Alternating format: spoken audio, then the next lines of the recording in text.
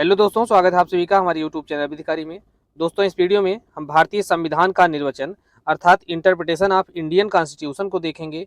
इसके ऊपर जो बातें महत्वपूर्ण हैं उनको देखेंगे, जो केस हैं, जो सिद्धांत हैं और इंटरप्रिटेशन किए जाते समय कौन-कौन सी बातों का ध्यान रखा जाता है, इन सभी बातों को हल करेंगे।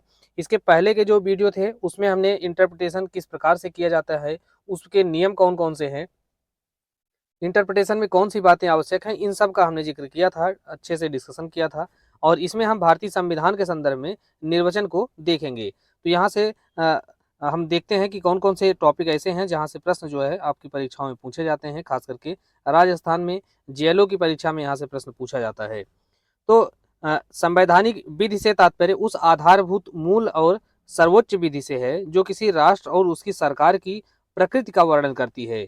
साथ ही सरकार के विभिन्न अंगों जैसे विधानमंडल, कार्यपालिका, न्यायपालिका आदि का गठन, उनके कार्य, उनके आपसी संबंध, उनका जो है पब्लिक के साथ संबंध कैसा है, इनका भी उल्लेख करती है। तो यह जो है किसी भी जो संविधान होता है किसी भी देश का मूल विधि होता है, आधारभूत कानून होता है। अब संवैधानिक विधि अर्थात जो संविधान होता है और किसी राज्य की, किसी देश की जो कॉमन लॉज होते हैं या साधारण विधियां होती हैं, उनमें अंतर क्या होता है। तो देखिए, यह देखने में आपको इस तरह से लग जरूर रहा है कि एक पैराग्राफ के रूप में, लेकिन आपसे प्री में यहाँ से सीधे सीधे प्रश्न पूछे जाते हैं।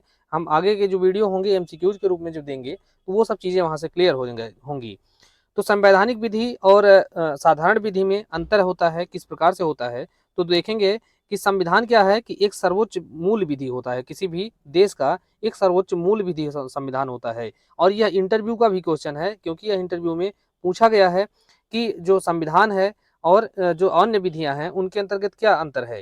तो 2015 में और 2016 में पीसीएस उत्तर प्रदेश पीसीएस की परीक्षा में हमसे यह प्रश्न पूछा गया था कि संविधान में और अन्य जो विधियां हैं किसी देश के अंतर्गत, उनके बीच में अंतर क्या है। तो आप देखिए, इसका एक सही उत्तर यहाँ पर आपको मिल जाएगा कि संविधान क्या है कि एक सर्वोच्च मूल विधि है और अन्य जो सभी कानून हैं, चाहे वह सिविल कानून हो, चाहे वह जो क्रिमिनल कानून हो या दंडिक विधियां हो, तो संविधान से निम्न स्तर के और संविधान के अनुरूप होते हैं। वे सब सिविल, आपराधिक, संविदात्मक, अपकृत्य, प्रशासकीय, प्रक्रियात्मक, प्रथा, धार्मिक विधियां, ये सब जो है अपनी वैधता और अपना अस्तित्व जो है वह कहाँ से प्राप्त करते हैं, तो संविधान से। अर्थात इसका तात्पर्य यह है कि अगर जो मूल जो कानून है वह संविधान है और देश के अंतर्गत जितने भी अन्य कानून हैं वह संविधान के अनुरूप होने चाहिए। अगर वह संविधान के अनुरूप नहीं है अर्थात उसके प्रावधानों के विपरीत हैं, तो वह क्या होगा, वहाँ पर उनका अस्तित्व समाप्त हो जाएगा। और उपधारणा है कि सभी साधारण विधि संविधान के अनुकूल होती हैं। कोई भी जो विधि होगी वह संविधान के प्रतिकूल नहीं हो सकती है। और प्रतिकूल होने पर उनको क्या करार दिया जाएगा, उनको असंवैधानिक घोषित कर दिया जाता है सर्वोच्च न्यायालय के द्वारा। अब मूल अधिकारों का निर्वचन, इससे संबंधित कुछ सिद्धांत हैं, हम उनको देखेंगे। अब इसके बाद आगे जो है जो केंद्र राज्य संबंध है, वहां से 245 से अनुच्छेद 245 से लेके 255 के बीच में जो कुछ संबंध बताए गए हैं, खास करके विधायी संबंध, तो उनसे कुछ सिद्धांत संबंधित हैं। तो यहाँ पर हम इन दोनों ही सिद्धांतों को देखेंगे कि कौन कौन से सिद्धांत हैं और यह किस प्रकार के हैं, इनसे संबंधित केस कौन सी हैं। तो मूल अधिकार के जब निर्वचन किया जाता है तो वहां पर कौन कौन से बातों को ध्यान में रखा जाता है। तो इसमें जो है आच्छादन का सिद्धांत या ग्रहण का सिद्धांत जिसे कहते हैं, डॉक्ट्रिन ऑफ एक्लिप्स। तो इसका तात्पर्य क्या है, तो आच्छादन का सिद्धांत जो है, यह पहली बात तो यह जानिए कि यह भारतीय संविधान के अनुच्छेद 13 खंड 1 के अंतर्गत समाहित है या उसी पर आधारित है। इस अनुच्छेद के अनुसार संविधान पूर्व विधियां अर्थात संविधान के बनाए जाने से पहले की विधियां संविधान लागू होने पर उस मात्रा तक अवैध होंगी जहां तक वे मूल अधिकारों से असंगत हैं।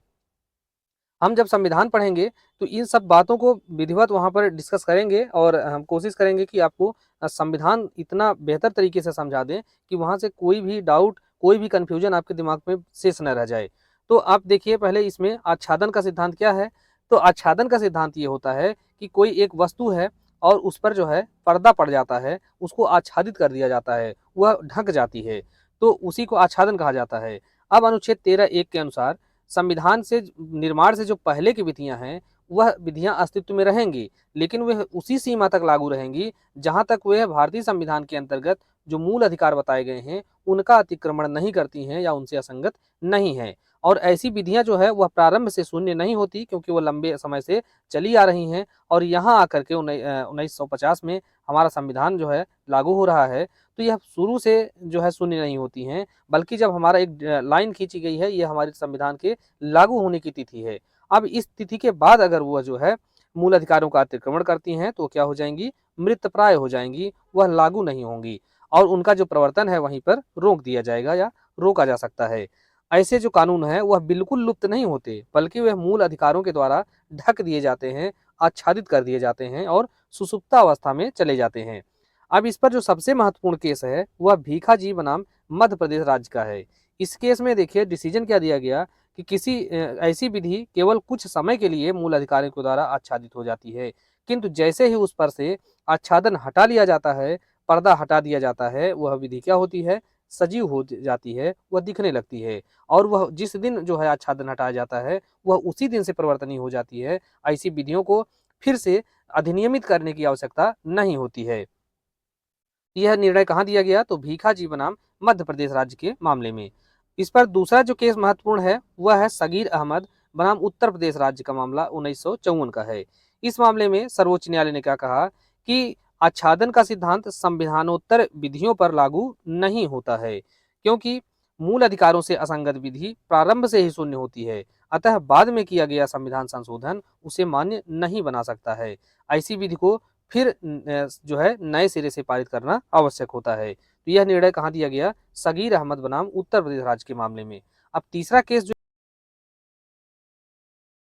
नेक्स्ट केस है दीपचंद बनाम उत्तर प्रदेश राज्य। तो इस मामले में सर्वोच्च न्यायालय ने क्या किया कि सगीर अहमद के विनिश्चय का अनुमोदन किया था। उसके बाद केस आता है गुजरात राज्य बनाम श्री अंबिका मिल्स का केस। तो इस मामले में सर्वोच्च न्यायालय ने दीपचंद मामले में जो निर्णय दिया था उसमें दिए गए अपने विनिश्चय को काफी बदल दिया और यह निर्धारित किया कि एक संविधानेतर विधि जो मूल अधिकारों से असंगत है वह सभी प्रयोजनों के लिए प्रारंभ से ही शून्य और अकृत नहीं होती है। तो इस प्रकार से जो केस हैं और इनके जो अंतर्गत जो डिसीजन दिए जाते हैं उनका एक क्रम बनता जाता है। बाद में आता है दुलारे लोध बनाम थर्ड एडिशनल जज कानपुर। तो इस मामले में निर्धारित किया कि आच्छादन का सिद्धांत संविधानोत्तर विधियों पर भी लागू होता है, भले ही वे नागरिकों से ही संबंधित क्यों न हो। तो इस प्रकार से आप देखेंगे कि यह एक सीरियल है। खैर इसमें तो आपको यह केस और इसके कुछ जजमेंट पूछे जा सकते हैं, बाकी आपको केस याद रखना होगा। जब हम संविधान पढ़ेंगे तो उसमें हम इस पूरी कड़ी को जोड़ते हुए उसको अच्छे से समझते हुए फिर हम आगे बढ़ेंगे। इसके बाद आता है पृथक्करणीयता का सिद्धांत। तो यह सिद्धांत क्या है, तो डॉक्ट्रिन ऑफ सेवरेबिलिटी का मतलब यह है कि जब किसी अधिनियम का कोई भाग असंवैधानिक होता है तब प्रश्न यह उठता है कि क्या उस पूरे अधिनियम को शून्य घोषित कर दिया जाए या केवल उसके उसी भाग को असंवैधानिक घोषित किया जाए जो कि जो मूल उपबंध है या संविधान है उससे असंगत है। तो अर्थात इसका ये है कि एक नियम है, इसका आधा भाग यह वैध है और आधा भाग क्या है, अवैध है। तो ऐसी स्थिति में इस पूरे अधिनियम को ही अवैध घोषित नहीं किया जाएगा, बल्कि केवल जो वैध भाग है उसको मान्यता दी जाएगी और जो अवैध भाग है उसको अवैध घोषित किया जाएगा। लेकिन अगर यह अधिनियम इस प्रकार का है कि इसका जो अवैध भाग है इसको अगर निकाल दिया गया तो इस अधिनियम का ही जो उद्देश्य है वही जो है विफल हो जाएगा। तो ऐसी स्थिति में क्या होता है कि इस पूरे अधिनियम को ही अवैध घोषित, असंवैधानिक घोषित कर दिया जाता है। तो वही बात यहाँ पे बताई गई है कि ऐसे मामलों के निपटारे के लिए उच्चतम न्यायालय ने पृथक्करणीयता का सिद्धांत प्रतिपादित किया और इसके अनुसार किसी अधिनियम का अवैध भाग उसके शेष भाग से विधानमंडल के आशय अर्थात अधिनियम के मूल उद्देश्य को समाप्त किए बिना अलग किया जा सकता है। तो केवल मूल अधिकारों से असंगत वाला भाग ही अवैध घोषित किया जाएगा, पूरा अधिनियम जो है अवैध घोषित नहीं किया जाएगा। अब इस पर महत्वपूर्ण केस है ए.के. गोपालन बनाम मद्रास राज्य और बम्बई राज्य बनाम बालसारा का। और इसमें जो है क्या बताया गया कि इसका एक अपवाद भी है कि यदि वैध भाग अवैध भाग से इस प्रकार से जुड़ा हुआ है कि वैध भाग को निकाल देने से अधिनियम का उद्देश्य ही विफल हो जाता है या शेष भाग का कोई स्वतंत्र अस्तित्व नहीं रह जाता है, तो ऐसी स्थिति में उस पूरे अधिनियम को ही असंवैधानिक घोषित कर दिया जाएगा, जैसा कि हमने ऊपर देखा है। इसके बाद अगली जो केस है वह क्या है, रोमेश थापर बनाम मद्रास राज्य का। तो इसमें कहा गया कि जहाँ की विधि का आशय मूल अधिकारों पर निर्बंधन लगाने का है और वह ऐसी व्यापक भाषा में है जो संविधान के द्वारा विहित निर्बंधनों में आती है और जहां दोनों को पृथक करना संभव नहीं है, तो ऐसी स्थिति में क्या होगा कि पूरे अधिनियम को ही अवैध घोषित कर दिया जाएगा। इसी पर संबंधित की हो तो होलोहान का भी मामला है। अब हम अधित्याग का सिद्धांत देखेंगे कि अधित्याग का सिद्धांत क्या होता है। तो इसके अनुसार कोई भी व्यक्ति संविधान के द्वारा प्रदत्त मूल अधिकारों को स्वेच्छापूर्वक त्याग नहीं सकता है। अर्थात कोई व्यक्ति अपने मूल अधिकार के लिए राज्य से दावा तो कर सकता है, लेकिन उसको जो मूल अधिकार प्राप्त हैं उन मूल अधिकारों को स्वेच्छापूर्वक त्याग नहीं सकता है। इस पर जो महत्वपूर्ण केस है वह बेहराम खुर्शीद बनाम बॉम्बे राज्य का मामला है। इस मामले में क्या कहा गया कि मूल अधिकार केवल व्यक्तिगत हित के लिए नहीं बल्कि लोकनीति के आधार पर जनसाधारण के लिए संविधान में समाविष्ट किया गया है। अतः अधित्याग का सिद्धांत उन अधिकारों पर लागू नहीं होता है। सामान्य सा अर्थ इसका है कि कोई व्यक्ति अपने मूल अधिकारों को त्याग नहीं सकता है। और यहाँ पर कथन कारण के रूप में भी पूछा जा सकता है, केस के रूप में भी पूछा जा सकता है। तो इन सब बातों को आपको ध्यान में रखना होगा। और इसी पर विशेश्वर नाथ बनाम इनकम टैक्स कमिश्नर का भी केस है, तो ये भी इंपॉर्टेंट है। अब भारतीय संविधान के मूल ढांचे का इंटरप्रिटेशन यह किस प्रकार से किया जाता है, तो इसको भी हम देखेंगे कि मूल ढांचा होता क्या है, किस केस में प्रतिपादित किया गया था। तो एक सिद्धांत के रूप में इसकी स्थापना सर्वोच्च न्यायालय के द्वारा केशवानंद भारती बनाम केरल राज्य के मामले में इसकी स्थापना की गई थी। और इस सिद्धांत का जो है विकास किया गया और जो बात के केस आए उसमें इसको स्पष्ट किया गया कि जैसे इंदिरा नेहरू गांधी बनाम राजनारायण का मामला था, मिनर्वा मिल है, कर्नाटक राज्य बनाम भारत संघ का केस था, और वामन राव बनाम भारत संघ, शशांक शेखर मैती बनाम भारत संघ, एसपी गुप्ता का केस है, सांबा मूर्ति बनाम आंध्र प्रदेश राज्य है। तो ये सब केस हैं। और इसके बाद गोलकनाथ का निर्णय आता है, तो इसमें भारतीय संसद की मूल अधिकारों में संशोधन करने की जो शक्ति है वह छीन दी गई थी। इस शक्ति को पुनः प्राप्त करने के लिए संसद ने संविधान का 24वां और 25वां संविधान संशोधन पारित किया और इनके माध्यम से केशवानंद भारती मामले में चुनौती दी गई थी। इस केस में जो कुछ मूल ढांचा जो है उसको स्वीकार किया गया केशवानंद भारती के मामले में। तो कुछ विषय ऐसे हैं जिनको संविधान का आधारभूत ढांचा माना गया और उसमें संशोधन नहीं किया जा सकता। जैसे संविधान की सर्वोच्चता है, प्रजातांत्रिक गणराज्य रूपी सरकार है, पंथ निरपेक्षता है, संघात्मक स्वरूप है, शक्ति पृथक्करण, मूल अधिकार, देश की एकता और अखंडता तथा सार्वभौमिकता है, संसदीय प्रकृति की सरकार है। तो इन सब विषयों को यहाँ पर मूल जो है बेसिक स्ट्रक्चर घोषित किया गया। अब हम भारतीय संविधान के अध्याय भाग 11 का अध्याय 1 को देखेंगे। इसका निर्वचन करते समय किन बातों को ध्यान रखना होता है। 7वीं अनुसूची में वर्णित संघ सूची, राज्य सूची और समवर्ती सूची में जो विधायी शक्तियों का वितरण किया जाता है उसके संदर्भ में प्रावधान किया गया है। अब जब विधायी शक्तियों का वितरण किया जाता है तो वहां पर कुछ सिद्धांत इस प्रकार से हैं जिनका ध्यान रखना होता है। जैसे क्षेत्रीयता का सिद्धांत या क्षेत्रीय संबंध का सिद्धांत। तो इसका क्या तात्पर्य है, तो भारतीय संविधान के अनुच्छेद 245 खंड 1 और खंड 2 के अनुसार संसद पूरे भारत क्षेत्र के लिए और राज्य विधानमंडल अपने राज्य क्षेत्र के लिए विधि की निर्माण कर सकते हैं। संसदीय विधि इस आधार पर अवैध नहीं होगी कि उनका जो प्रवर्तन है वह क्षेत्रातीत है, अर्थात क्षेत्र के बाहर तक किया गया है।